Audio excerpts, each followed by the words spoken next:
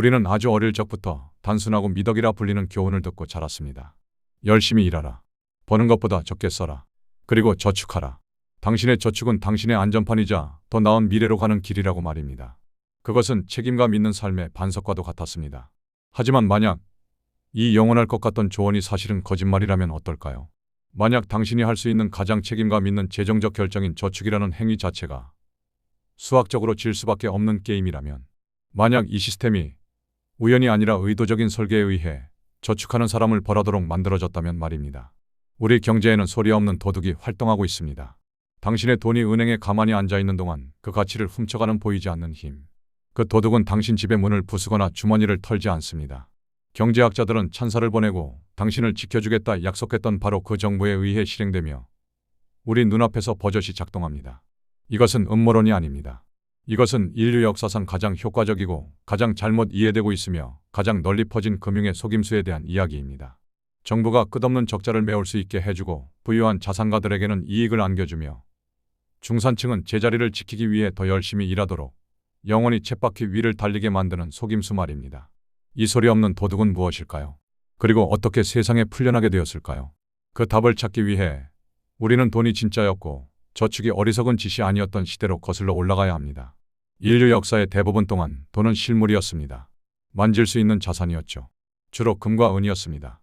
1달러, 1파운드, 1프랑은 단순한 종이 조각이 아니었습니다. 금고에 보관된 특정 무게의 귀금속에 대한 보관증이었습니다. 이것이 바로 금본위제의 시대였습니다. 금본위제는 황금으로 만든 세장이었습니다. 분명 제약이 많았습니다. 정부는 전쟁을 하거나 거대한 사회 프로젝트를 위해 마음대로 돈을 찍어낼 수 없었습니다. 지출은 물리적으로 보유한 금의 양에 의해 제한되었습니다. 이 규율은 정부가 마음대로 화폐 가치를 떨어뜨리는 것을 막았습니다.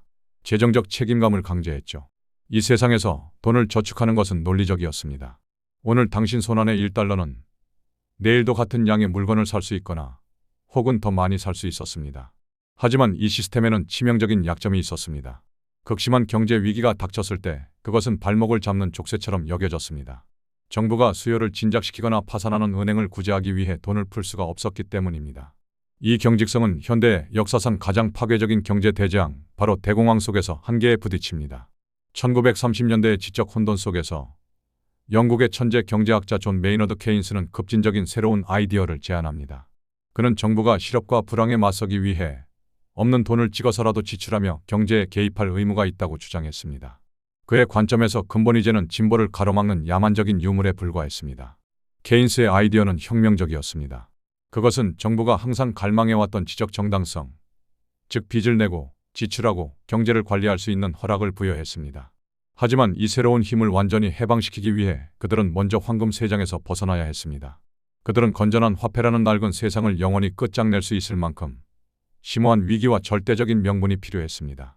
그리고 그 순간은 누구도 예상치 못한 방식으로 찾아왔습니다.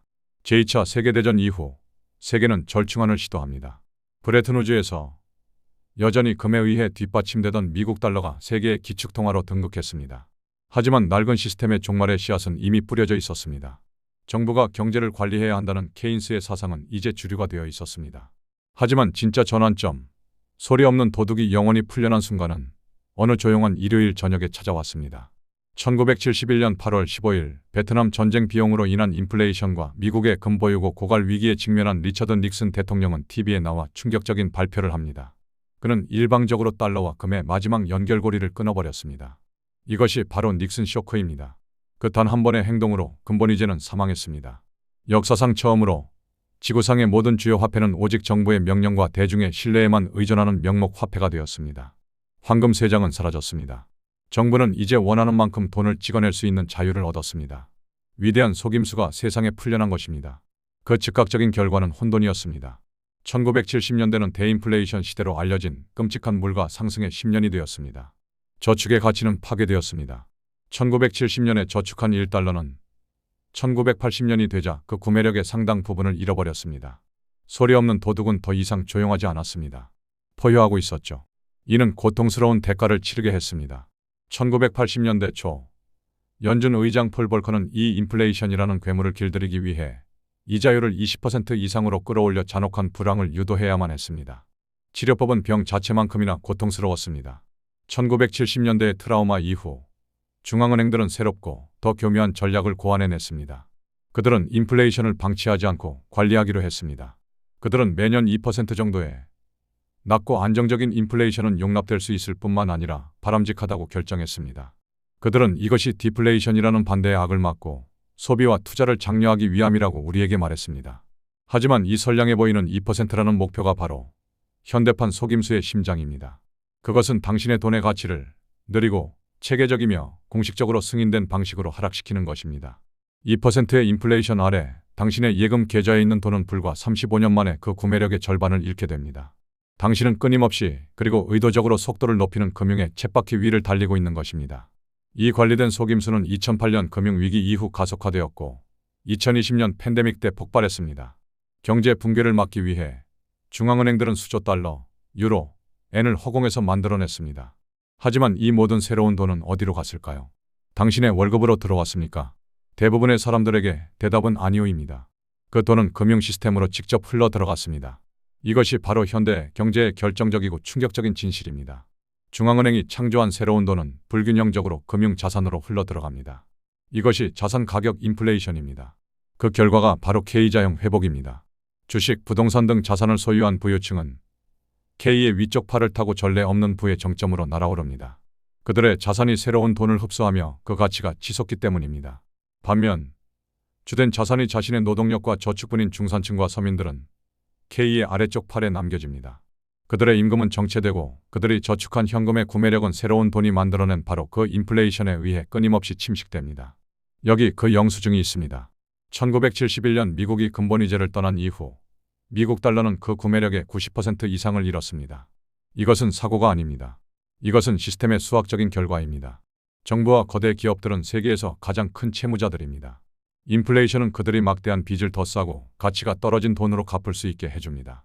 그 대가를 치르는 사람은 애초에 그 돈을 성실하게 저축했던 책임감 있는 시민입니다. 당신을 가난하게 만드는 금융의 속임수는 건전한 경제 정책으로 위장한 지속적이고 완만한 인플레이션입니다. 그것은 저축하는 자를 벌하고 빚을 진 자와 자산을 가진 자에게 보상을 주는 시스템입니다. 그것은 중산층으로부터 금융 엘리트와 정부에게로 부를 이전시키는 소리 없는 장치입니다. 이 현실은 우리에게 세 가지 피할 수 없는 교훈을 남깁니다. 첫째, 인플레이션은 보이지 않는 세금이다. 그것은 당신의 저축에 부과되는 세금이며 당신이 결코 투표한 적 없는 세금이고 가난한 사람들에게 불균형적으로 더 큰 고통을 주는 세금입니다. 둘째, 명목화폐 시스템에서 현금을 저축하는 것은 필패 전략이다. 현금을 보유하거나 저금리 예금 계좌에 돈을 넣어두는 것은 물이 새는 양동이를 채우려는 것과 같습니다. 시스템 자체가 시간이 지남에 따라 그 가치를 빼앗아 가도록 설계되어 있습니다. 셋째, 이 쳇바퀴에서 벗어나는 유일한 방법은 쳇바퀴에서 내려오는 것이다. 이것은 가치가 하락하는 현금을 정부가 쉽게 찍어내거나 평가절하할 수 없는 자산으로 전환하는 것을 의미합니다. 역사적으로 그것은 부동산, 금과 같은 희소한 원자재, 그리고 생산적인 기업 주식이었습니다. 21세기에는 비트코인이라는 새로운 디지털 대안도 등장했습니다. 소리 없는 도둑은 사라지지 않을 것입니다. 정부 부채가 계속해서 증가하는 세상에서 이 속임수를 사용하려는 유혹은 더욱 강해질 것입니다.